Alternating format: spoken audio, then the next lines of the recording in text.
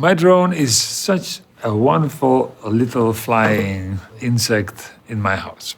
My drone makes me feel I'm a little boy again. It makes me feel that I can touch the world, I can just fly anywhere. I can go through the universe. I'm a giant. Drones are just kind of big question marks still. We kind of like them, but we have no idea what they're going to do for us.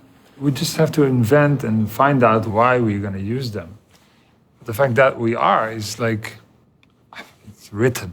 While playing, kind of also at the same time inventing what drones will be for us. When the first little cars were made, nobody knew what a car would really mean for us. And I think it's the same with drones. There will be drones doing all kinds of different things in the future. And you hope to see that maybe tomorrow this object has great opportunities for, sending medication to people in a hospital or, getting the groceries.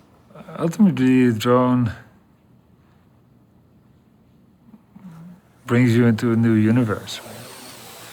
We're heavy, we're meat and bone. And then suddenly we're in this drone, we're flying around, jumping over fences and flying through trees. We get to places where we're not supposed to be.